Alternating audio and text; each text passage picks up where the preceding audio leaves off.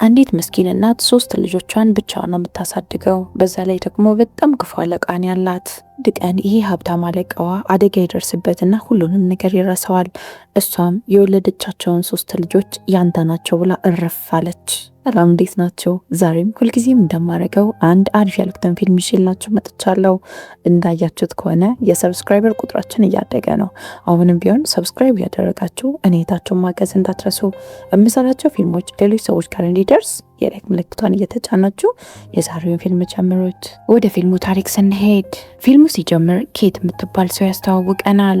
ኬት 3 ሴት ልጆቿን ለማሳደግ እየሞከረች ጎን ለጎን ደግሞ የነርሲንግ ትምህርቷን እየተማረች በዛ ላይ ደግሞ 2-3 ስራ ትሰራለች። ጓደኛዋ ትሪሳ ሬስቶራንት ይዛ ዲሊቨር ማድረግም ትሰራለች። እዚህም ምክንያት ትርፍ ጊዜ የሚባል ነገር የላትም። ሁሉንም ነገር የምታደርገው ስራዋን እየሰራች ነው። ልጆቿንም ከትምህርት ቤት ወስዳ አያታቸው ጋር ካወረደቻቸው በኋላ እናቷ ግሬስ ከዚህ በኋላ ልጆችሽ ከትምህርት ቤት ከወጡ በኋላ አልጠብቅልሽም፣ ምክንያቱም ስራ አግኝቻለሁ አለቻት። ኬት ምንም አማራጭ ስለሌላት ልጆቿን ይዛ ወደ ስራ መሄድ ትጀምራለች። ምሽት ላይ ቤት ገብታ ልጆቿን መግባ ካስተኛችን በኋላ ማጥናት አለባት።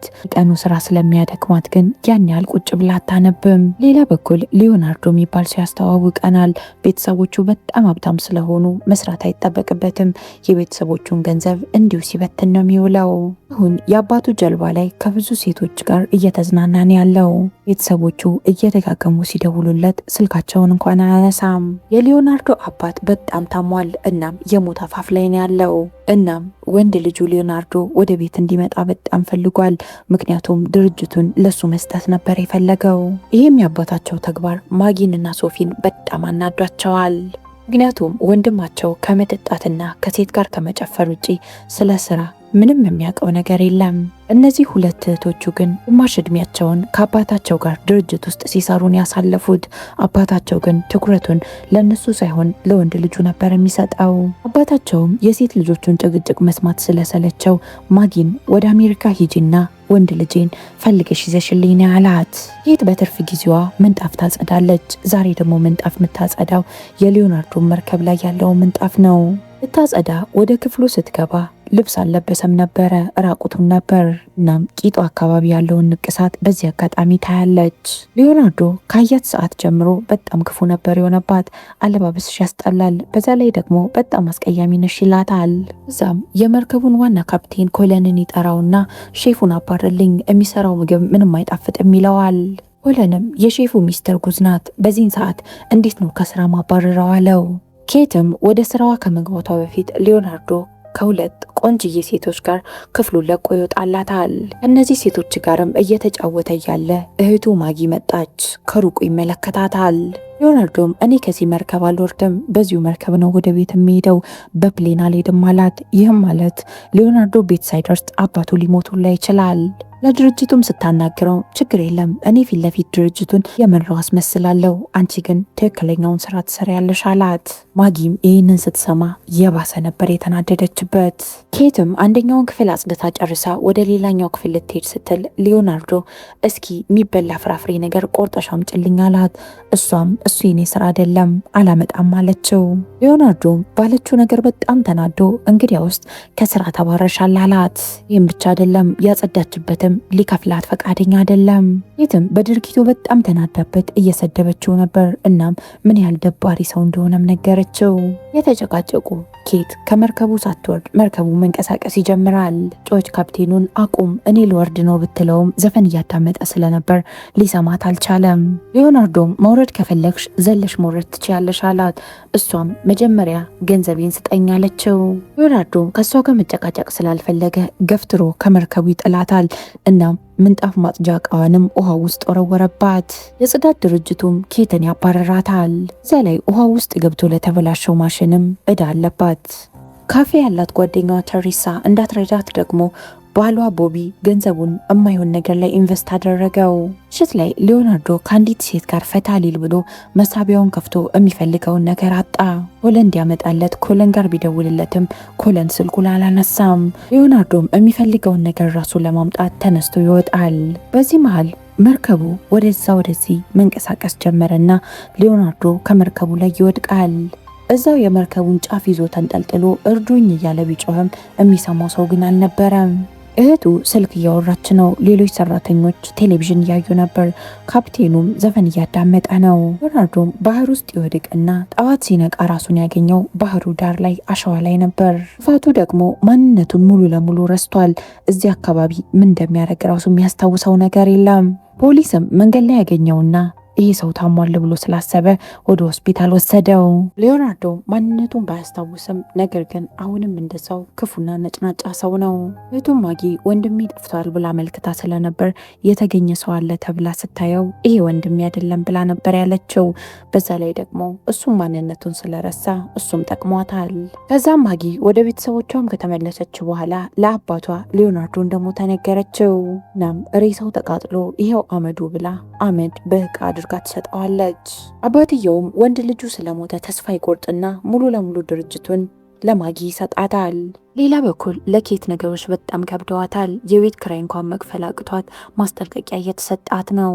ሶሻል ሚዲያ ላይም ሊዮናርዶ የመርሳት በሽታ ስለያዘው ማንነቱን አያውቅም፣ የምታውቁት ሰዎች ካላችሁ መታችሁ ሰዱት ተብሎ ፎቶ ተለጥፎ ኬት ታያለች። እናም ጓደኛዋ አንድ ሀሳብ አመጣች። ለምን ይህን አጋጣሚ ተጠቅመሽ አትበቀይውም አለቻት።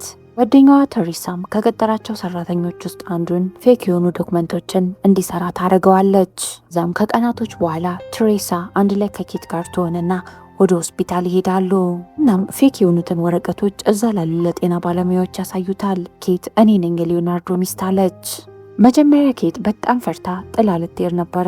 ተሪሳ ግን ታበረታታታለች። ቢያንስ ለአንድ ወር አንዳንድ ነገሮች ቢያግዝሽ አንቺን እኮ በጣም ነው የሚረዳሽ አለቻት።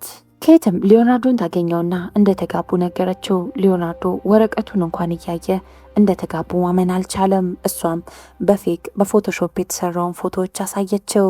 እንዲያምናትም ቀደም ብላ ያየችውን ቂጡ ላይ ያለውን ንቅሳት ነገረችው። እሱም ሚስቴ ብትሆን ነው ይህንን ንቅሳት ያወቀችው ብሎ ያምናታል። ሐኪሞቹም ውሰጁ ብሎ ፈቀዱላት።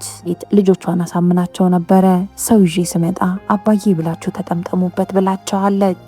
ኦሊቪያና ሞሊ አባዬ ብለው ሲጠመጠሙበት፣ ትልቋ ልጅ ግን ኤሚሊ ጸጥ ብላ ቆማ ነበር ያየችው።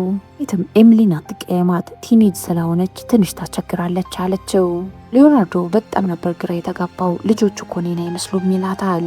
ኬትም አዎ መውለድ ስለማትችል ስፐርም ዶነር ፈልገን ነው ልጆቹን የወለድናቸው አለችው። ሊዮናርዶም ግራ ተጋብቶ ምን እየሰራው ነበር ማስተዳድራቸው አላቸው። እነሱም የኮንስትራክሽን ድርጅት ውስጥ ነው የምትሰራው። እናም አንተ ከጠፋበት ቀን ጀምሮ በጣም ብዙ ነገር ተቸግረናል ትለዋለች። አልኮል ሊጠጣ ሲል ከዚህ በፊት ሱሰኛ ነበር፣ በዛም ምክንያት አልኮል መጠጣት ከተውኩ 2 ዓመት ሆኖሃል አለችው። እዛ ላይ ደግሞ እኔ በቅርቡ ፈተና ስላለብኝ ፈተናዬን እስክፈተን ድረስ ቤት ውስጥ ያለውንም ስራ አንተ ነው የምትሰራው አለችው። ሊዮናርዶ የምትለውን ነገር ለማመን በጣም ተቸግሯል። ሊዮናርዶም በጣም ደንግጦና ፈርቶ በመስኮት ዘል ሊወጣና ሊያመልጥ ይሞክራል። በኋላም ግን እነሱ ሲይዙት ተመልሶ ወደ ቤት ገባ። ራት ሰዓትም ሲደርስ እንዴትም ተቸግሮ ምግቡን ባይጣፍጥም ፓስታ ሰራላቸው። ኤሚሊም ትልቋ ልጅ እኔ ልጆቹን መጠበቅ ሰልችቶኛል፣ ስለዚህ ልጆቹን ሊዮናርዶ መጠበቅ ይችላል ትላታለች። እናትየውም ለማላቀው ሰው እንዴት ልጆቼን ጥዬ ሄዳለሁ አለቻት። ምሽት ላይ ሊዮናርዶ ከኬት ጋር አብሮ ለማደር ይሞክራል፣ ምንም ያህል ባያስታውሳትም። ኬትም አሁን ከሱስ እያገገምክ ስለሆነ ምንም አይነት ጾታዊ ግንኙነት አይፈቀድልም፣ ስለዚህ አንተ ለብቻ ነው እኮ የምታድረው አለችው። ከዚያም እቃ የምታስቀምጥበት ክፍል ወስዳ ታስተኛዋለች። ለሽንት መሽኛ ደግሞ ሃይላንድ ሰጠችው። የሚቀጥለው ቀን የተሪሳ ባል ቦቢ በጠዋት ይመጣና ሊዮናርዶን ይዞት ወደ ስራ ይሄዳል። ሌሎች ሰራተኞችም ልክ ሊዮናርዶን እንዳዩት በጣም ለስላሳ እጅ ስላለው በእጁ ይቀልዱበታል። ሊዮናርዶም እኔ የጉልበት ስራ መስራት አልወድም፣ ቀለል ያለ ስራ ካለ ለእኔ ስጡኝ ይላቸዋል። ነገር ግን ቀለል ያለ ስራ የለም፣ ቁፋሮ ነው ያለው። እዛ ላይ ደግሞ ፊቱን የሚያሰራቸው ሀብታም ሰውዬ በጣም ክፉና ነጫጫ ነው። ሊዮናርዶም ከስራ ደክሞት መጥቶ ልክ ሶፋ ላይ አረፍ እንዳለ ኬት ሌሎች የሚሰሩ ስራዎች ጽፋ ነበር የጠበቀችው። ሊዮናርዶም የተባሉትን እቃዎች ለመገዛዛት ወደ ሱፐርማርኬት ትሄዳል። እናም በፊት የሊዮናርዶ መርከብ ላይ የሚሰራ ሰው ያየውና ይህን ሰው የት ነው ማቆም ማለት ጀመረ። ሊዮናርዶም መጽሐፍ አገኘ፣ የምግብ አሰራር የሚያሳይ መጽሐፍ። እናም መጽሐፉ ላይ ያሉትን ግብዓቶች ገዝቶ መጥቶ የሚጣፍጥ እራት ለቤተሰቡ ያበላል። ልጆቹም የሰራውን ምግብ እያደነቁለት ነበር የበሉት። ኬት ወሩን ሙሉ ተኝታ ማታውቀውን እንቅልፍና እረፍትን ያገኘችው። ሊዮናርዶ ምንም ያህል ስራው ቢከብደውም ቤተሰቡ ማስተዳደር ስላለበት በጣም ጠንክሮ ለመስራት እየሞከረ ነው። በዛ ላይ ደግሞ እያንዳንዱ የሚያጠፋቸው ጥፋቶች የስራ ባልደረቦቹን ስለሚያስቃቸው ቪዲዮ እየቀረጹ ይስቁበታል። ምሳ ሰዓት ላይም ምሳውን እየበላ ለስራ ባልደረቦቹ እኔ ትክክለኛውን ህይወት እየኖርኩ ያለ አይመስለኝም፣ የሆነ ግን ትክክል ያልሆነ ነገር አለ ይላቸዋል። ሚስቴን ምንም ላስታውሳት አልቻልኩም፣ በዛ ላይ ደግሞ በጣም ነው የምታሰቃየኝ አላቸው። ሌሎቹም አንተ ብቻ አይደለህም የሁሉም ትዳር እኮ እንደዛ ነው ይሉታል። እዛ ላይ ደግሞ ማመስገን ያለብህ ቆንጅዬ ሚስትና የሚያማምሩ ልጆች አሉ፣ ቤት እየጠበቁ ነው፣ ስለዚህ አመስግን አሉት። የስራ ባልደረቦቹም ንግግር ቤተሰብ ስላለው ማመስገን እንዲጀምር ያደርገዋል። ምሽት ላይ ሊዮናርዶ ወደ ቤት ሲመለስ ለኬት የቀዘቀዘ እርጎ ይዞላት ይመጣል። እናም እስካሁን ስላሰቃየው ይቅርታ፣ ከዚህ በኋላ የተሻለ ባል ለመሆን ሞክራለሁ አላት። ሌላ በኩል የሊዮናርዶ እህት ሶፊያ ወንድሟ በጣም ናፍቋታል። በዛ ላይ ደግሞ እሷ የተሻለ እንደምትሰራ የሚያምንባት ብቸኛ ሰው እሱ ነው። የወንድሟን ሞት በቅጡ እንኳን አለማወቋ በጣም ያናድዳት። ምክንያቱም ታላቅ እህቷ ወንድማቸው በምን እንደሞተ እንኳን በስነስርዓት አብራርታ አልነገረቻትም። በስተመጨረሻም የወንድሟ ሬሳ የተቃጠለበትን ቦታ ስታገኝ ደውላላቸው ስለ ሁኔታው ነገረቻቸው። እነሱም እንደዛ የሚባል ሰው ሬሳ እኛ ቢሮ አልመጣም ነበር ያሏት። ሶፊ ይሄ ነገር በጣም ነው ግራ ያጋባት። እዚህም ምክንያት የተለያዩ ሰዎች ጋር ስልክ መደወል ትጀምራለች፣ ፖሊሶች ጋር ጭምር። ማናቸውም ሊዮናርዶ ስለሚባል ሀብታም ሰው አሟሟትና ሞት የሰሙትም ያዩትም ነገር የለም። የመርከቡ ካፕቴን ኮለን ጋርም ደወለችለት። እሱም የሊዮናርዶ ሬሳ እኮ አልተገኘም፣ ምን ተብሎ ሞተ ይባላል አላት። አባታቸውም ይሞታል ተብሎ ሲጠበቅ ነበር፣ እሱ ግን ተሽሎት መቆም ጀመረ። ማዲም ደስተኛ ሳትሆን ደስተኛ የሆነች ታስመስላለች። የደሞዝ ቀንም ሲደርስ ሊዮናርዶ የመጀመሪያውን ክፍያ ተቀብሎ በጣም ተደስቶ ወደ ቤተሰቦቹ ይሄዳል። ወደ ቤትም ሲመጣ ትንሹ ልጁ ሞሊ በጣም አኩርፋ ነበረ። እናም ምን ሆነሻል ሲላት ሳይክል መንዳት አልችልም አለችው። እሱም የገዛውትን ዕቃ ላስቀምጥና እኔ ያስለምድሻለሁ ይላታል። ኤሚሊም በጊዜ ሊዮናርዶ ወደ ቤት መምጣቱን ትመለከትና ከጓደኞቼ ጋር ወጥቼ ልጫወት ብላ ታስፈቅደዋለች። ሊዮናርዶም ምንም የገባው ነገር ስላልነበር ሂጂ ተጫወቺ ነበር ያላት። ኬትም ወደ ቤት እየተመለሰች እያለ ልጇን መዋኛ ገንዳ አካባቢ ያየቻት። እናም በጣም ተናዳ ይዛት ትወጣለች። ኬትም በጣም ተናዳ ልጇ ኤሚሊ ላይ የጮኸችባት ይዛት ወደ ቤት መጣች። ሊዮናርዶም ከሞሊና ከኦሊቪያ ጋር አንድ ላይ ቁጭ ብሎ የስፖርት ጨዋታ እየተመለከተ ነበር። እዛም ለምን ፈቀድክላት ብላ ስትቆጣው ኤሚሊ እኮ አሁን ትልቅ ሆናለች፣ አንዳንድ ነገሮችን በራሷ እንድታረግ መፍቀድ አለብን አላት። ኬትም በእኔ ልጆች አንተ ምንም አይመለከትም አለችው። ሊዮናርዶም እንዴት የኔ ልጆች ያለሽ የእኛ ልጆች ናቸው እንጂ ብሎ መልሶ ይጮህባታል። ቀኑ ሙሉ ወገቤ እስኪሰበር ስሰራ መውለው ለእነዚህ ልጆች ስል ነው፣ ስለዚህ እኔንም ይመለከተኛል አላት። ከዛም በጣም ተናዶ ከቤት ይወጣና ራሱን ሱሰኛ ነኝ ብሎ ስላሳመነ ከሱሰኞች ጋር አንድ ላይ ቁጭ ብሎ ስለ ሁኔታዎች መነጋገር ይጀምራል። ምሽት ላይ ኬት ፍሪጁን ስትከፍት ሊዮናርዶ በጊዜ መጥቶ ለልጆች ሁሉንም ምግብ አስተካክሎ ፍሪጅ ውስጥ ከቶ አስቀምጦ ነበር። ይህንንም አይታ በጣም ነው የተገረመችው። ቤትም ከመጣ በኋላ ባለችው ነገር ይቅርታ ትጠይቀዋለች። ሊዮናርዶም አንቺ ተጨማሪ ሰዓት በደንብ እንድታጠኚ ፒዛ ማድረሱን አግዝሻለሁ፣ እናም ቅዳሜና እሁድ እኔ ልጆቹን አጫውታለሁ አላት። ኬት አሁን የሚያግዛት ሰው አጠገቧ ስላለ ሁሉም ነገር ቀለል ብሎላታል። አጋጣሚ ሆኖ ቢላ ሲቆርጠው ኬትም ነርስ ስለሆነች እዛው ነበረ ቁስሉን ያሸገችለት። እሱም በጣም ጎበዝ ነርስ እንደምትሆን ነገራት። በስተመጨረሻም እዛ ዕቃ ማስቀመጫ ክፍል ውስጥ መተኛቱ ኬት ይደብራትና ሶፋ ላይ እንዲተኛ ፈቀደችለት። ሊዮናርዶም ከጉልበት ስራው ሲመለስ ኬትን የዲሊቨሪ ስራዋን ያግዛታል። ቀኑን ሙሉ ሊዮናርዶ የአባቱ ድርጅት ያመረተውን ሲሚንቶ ሲሸከም ነው የሚውለው። ነገር ግን የአባቱ ድርጅት መሆኑን አያውቅም። አንድ ቀን ኤሚሊን ወደ መዋኛው ገንዳ ካደረሳት በኋላ ከወንዶች ጋር ስታወራ ሲመለከታት በጣም ስለፈራ ይዟት ይወጣል። ኤሚሊም ታለቅሳለች። እኔን እኮ ማንም አይወደኝም፣ ማንም ለእኔ ትኩረት አይሰጥም አለችው። ሊዮናርዶም በጣም ቆንጆና ጎበዝ ልጅ እንደሆነች ይነግራታል። እሷም ምንም የማይሆን ነገር አላረግም ብላ ቃል ከገባችለት በኋላ አሁንም በድጋሚ ወደ መዋኛው ገንዳ እንድትሄድ ፈቀደላት። ኦሊቪያም የኳስ ጨዋታ ግጥሚያ ስለነበረባት እሷን ይዞ ወደዛ ሄደ። ጨዋታው ላይም በተከታታይ ጎል ስታገባ ሊዮናርዶ በጣም ተደስቶ ያቺኔ ልጅ ነች እያለ ይጮሃል። ትንሿም ልጅ ሞሊ አሁን ሳይክል መንዳት ጀምራለች። እናም አንድ ላይ ይዟቸው ሳይክል ሊነዱ ይዟቸው ይወጣል። ሞሊም ጥለህን ትሄዳለህ አይደል ብላ ስትለው ሊዮናርዶ ልጆቼ እኮ ናችሁ እንዴት ጥያችሁ ሄዳለሁ ይላል። ቀናቶች በኋላ ኬት የፈተናዋ ቀን የሚደርስና ፈተናዋን ልትፈተን ትሄዳለች። ደንብ ተዘጋጅታ ስለነበር ፈተናውን በአሪፍ ሁኔታን ያለፈችው። አሁን ለሊዮናርዶ እውነቱን መናገር አለባት። እናም እነግረዋለሁ ብላ ወስና ወደ ቤት ስትሄድ ሊዮናርዶ እንደተለመደው የሚጣፍጥ ምግብ ለልጆቹ እየሰራላቸው ነበር። ልጆቹም አባታቸው የሰራላቸውን ምግብ ለመብላት ሰፍ ብለው ቁጭ ብለው እየጠበቁት ነው። ኬት የልጆቿን ደስታ መንጠቅ ስላልፈለገች ጸጥ አለች። ነግርህ ነገር አለኝ ስላለችው ምንድን ነው ብሎ ሲያስጨንቃት ዛሬ እኮ አንቨርሰሪያችን ነው አለችው። እዛም አንቨርሰሪያችንን እናክብር ተባብለው ከቤት ይወጣሉ። ጥሩ ራት ከተመገቡም በኋላ ኬትና ሊዮናርዶ ሲጨፍሩ አመሹ። ከዛም ወክ ማድረግ ይጀምራሉ።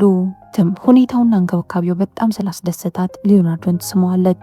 የዛን ቀን ቤት ሄደው አብረው ያድራሉ። ሊዮናርዶ ከስራ አጋሮቹ ጋር አንድ ላይ በመሆን የመጀመሪያውን ስራ ሰርቶ ጨረሰ። በጣም ትልቅ መዋኛ ገንዳ ለአለቃቸው ሰርተው አስረከቡት። የሚቀጥለው ቀንም ኬት ከጓደኛዋ ጋር አንድ ላይ የፈተና ውጤቷን እየጠበቀች እያለ ሊዮናርዶ እቃ ልግዛ ብሎ ወደ ሱፐርማርኬት ሊሄድ ይወጣል። መኪና ውስጥም ከገባ በኋላ ሊዮናርዶ መኪና ውስጥ ኮንዶም ያገኛል። እናም በጣም ተናዶ ከመኪናው ይወርድና ኬት ከሌላ ወንድ ጋር ቺት እያደረገችበት ስለመሰለው እሷ ላይ መጮህ ይጀምራል። ኬትም በስተመጨረሻ እውነቱን ነገረችው። ኮንዶም የኔ አይደለም፣ አንተ ቀይ የተገኘ ቀን ይህንን ኮንዶም ይዘህ ነበር የተገኘኸው አለችው። እናም ቤት ገብታ ለልጆቿ አባታቸው አይደለም እውነቱን ንገሩት ብላ ትላቸዋለች። ልጆቹም እናታቸው የምትላቸውን ከመስማት ይልቅ አባታችን ነው ብሎ ማለት ነበር የቀለላቸው። ምክንያቱም ሊዮናርዶ ለነሱ በጣም ጥሩ ነበር። ሊዮናርዶም በጣም ተናዶ እሄድላቸዋለሁ ሲል የኬት ጓደኛ ኮንዶሙ የእሷ እንደሆነ አመነች። ሊዮናርዶም የኬት ጓደኛ የነገረችውን ነገር በማመን ኬትን አቅፎ ይስማታል። ኬትም እንደፈራቸው አልነበረም። ፈተናውን አልፋ አሁን ነርስ መሆን ትችላለች። ይህንንም በማስመልከት ወደ ባህሩ ዳር ሄዶ ሙሉ ቤተሰቡ ለመዝናናት ይወስናል። አሁንም ይሄ መርከቡ ላይ ይሰራ የነበረው ሰው ሊዮናርዶን በድጋሚ ሲያየው ሊዮናርዶን አስታወሰው። እናም ፎቶውን ለካፕተኑ ለኮለን ይልክለታል። ኮለንም ፎቶውን ለአባትየው አሳየውና ሊዮናርዶ በህይወት እንዳለ ነገረው። ሊዮናርዶም በጓደኞቹ ፊት መጀመሪያ ከኬት ጋር ስጋባ ስለማላስታውሰው አሁንም በድጋሚ አግቢኝ ብሎ ተንበርክኮ የጋብቻ ጥያቄ ያቀርብላታል። ኬትም እሺ ብላ የጋብቻ ጥያቄውን ትቀበላለች። ቤተሰቡም እዛው ባህሩ ዳር ድንኳን ጥሎ ሁሉም አንድ ላይ ይተኛሉ። የሚቀጥለው ቀን የሊዮናርዶ ቤተሰቦች ወደ ኬት ቤት ይመጣሉ። ሊዮናርዶም ትክክለኛ ቤተሰቦቹን ሲመለከት ወደ ኋላ መለስ ብሎ ትውስታዎቹ ይመጡለታል። እናም እስከ ዛሬ ድረስ ኬት እየዋሸችው እንዳስቀመጠችው ሲገነዘብ በጣም ነበር የተናደደባት። ኬት እየደጋገመች ይቅርታ ብትጠይቀውም ይቅርታ ሊያደርግላት ግን አልቻለም። ሊዮናርዶ ከትክክለኛ ቤተሰቦቹ ጋር መኪና ውስጥ ገብቶ ይሄዳል። ልጆቹም እያለቀሱም ቢሆን አባታቸውን ለማስቆም ይሞክራሉ። ትንሿ ልጅ ሞሊ ሳይክሏ ላይ ወጥታ ልታስቆመው ትሞክራለች። መኪናውን እየተከተለች ቁም እያለች ብትጮህም መኪናው ፈጥኖ ይርቃታል። ሊዮናርዶ ቤተሰቦች መርከቡ ላይ ሁሉም ደስታቸውን እያከበሩ ነው። አባታቸውም ድርጅቱን አሁን አንተ መምራት ትችላለህ፣ ስለተመለስክ በጣም ደስ ብሎኛል ይለዋል። ሊዮናርዶም እህቱም ማጊ ስለ ስራው ስለማላቅ ብዙ ነገር ታስተምሪኛለሽ አላት። እናም በትንሽ ከረጢት የሚታሸግ አዲስ ሲሚንቶ ማምረት እፈልጋለሁ አለ። ምክንያቱም ሲሚንቶ ሲሸከም ስለኖረ ክብደቱን አሁን በደንብ ተረድቶታል። እትም ከተመገበ በኋላ ሊዮናርዶ የሚፈልገውን መጠጥ ለመውሰድ ወደ ኪችን ራሱ ይሄዳል። ኢንስትራክሽን በሚሰራበት ሰዓት ሀብታም ሰዎች ሁሌም እነሱን ስለሚያመናጭቋቸው ያንን ሰው መሆን አልፈለገም። መርከቡ ካፕተን ኮለንም በጣም እድለኛ ነህ፣ ሁለቱንም ህይወት አየኸው። ከፍ ብለህ ሀብትንም አይተሃል፣ ዝቅ ብለህ ደግሞ ድህነትህንም አየካለው። ተመሳሳይ ሰዓት ኬት ከልጆቿ ጋር አንድ ላይ በመሆን እናቷ አዲስ የሰራችውን ቲያትር ለመመልከት ትሄዳለች። የኬት እናት አርጅታን ቢሆን በስተመጨረሻ የምትፈልገውንና የምታልመውን ነገር አሳካች። ኬትም እናቷ በስተርጅና ይሄንን ካሳካች እኔም ሊዮናርዶን እንዴትም አድርጌ ማግኘት አለብኝ ብላ ወሰነች። ሌላ በኩል ሊዮናርዶ ነበረበት መርከብ እንዲዞር ትዕዛዝ እየሰጠ ነው። ምክንያቱም ድጋሚ ከኬትና ከልጆቹ ጋር መገናኘት ፈልጓል። አባቱ ግን በሀሳቡ በጣም ተናዷል። ማጊ የወንድሟን ሀሳብ እየደገፈች ነው። ሶፊያም እሱ ደስተኛ እንዲሆን ብለሽ እኮ አይደለም፣ ድርጅቱን የራስሽ ለማድረግ ነው ይሂድ እያልሻለሽ አለቻት። እናም በስተመጨረሻም ሶፊያ የደረሰችበትን ነገር እውነቱን ትናገራለች። ማጊ ሆስፒታል ሄዳ ወንድሟ ሁሉንም ነገር እንደረሳ ስታውቅ የኔ ወንድም አይደለም ብላ ጥላው እንደሄደች ለአባታቸው ተናገረች። ቤተሰቡ እየተጨቃጨቀ እያለ ሊዮናርዶ ከሩቁም ቢሆን ክላክስ ይሰማል። እናም ኬት በድጋሚ እሱን ፍለጋ እንደመጣችም ተረዳ። የሊዮናርዶ አባትም ኬት በሌላ ጀልባ እየመጣች እንደሆነ ሲረዳ እነሱ ያሉበትን መርከብ ያዞረዋል። ሊዮናርዶም ኬትን ምን ያህል እንደሚወዳት ጮሆ ከተናገረ በኋላ ዘሎ ወደ እሷ መዋኘት ጀመረ። እሷም ከጀልባው ዘላ ትወርድና ወደ እሱ መዋኘት ትጀምራለች። የሊዮናርዶ አባትም እሷን መርጠ ወደ እሷ የምትሄድ ከሆነ ከዚህ በኋላ የኔ ልጅ አይደለህም አለው። ሊዮናርዶም ውርሱም ገንዘቡም ይቅርብኝ፣ ኬት ትበልጥብኛለች ብሎ ኬትን ይመርጣል። በመጨረሻም ኬትና ሊዮናርዶ ይገናኛሉ። የተወሰኑ ቀናቶች በኋላ ኮለንም ወደ ሊዮናርዶ ቤት ይመጣና መርከቡ እኮ ያንተ ነው፣ ባንተ ስም ነው ያለው፣ ስለዚህ እሱን የምትሸጠው ከሆነ ሚሊዮነር ትሆናለህ አለው። ሊዮናርዶም መርከቡን ከመሸጡ በፊት ለአንዴና ለመጨረሻ ጊዜ መርከቡ ላይ ከኬት ጋር ለመጋባት ወሰነ። በመጨረሻም የሊዮናርዶ አባት ልጁ ላይ መጨከን አልቻለም። ልጆቹ በጣም ደስ ስለሚሉ እነሱንም ቤተሰብ አድርጎ ተቀበለና ሁሉም ደስተኛ ሆኖ መኖር ይጀምራል። እናንተ ከፍቅርና ከገንዘብ የቱን ነው የምትመርጡት? ኮመንት ላይ ሀሳብ አስተያየታችሁን አስቀምጡልኝ። እስካሁን አብራችሁኝ ስለቆያችሁ በጣም ነው አመሰግነው። ነገ በተመሳሳይ ሰዓት በሌላ ፊልም እስከምንገናኝ ድረስ የነገ ሰው ይበለን። እወዳችኋለሁ። ቻው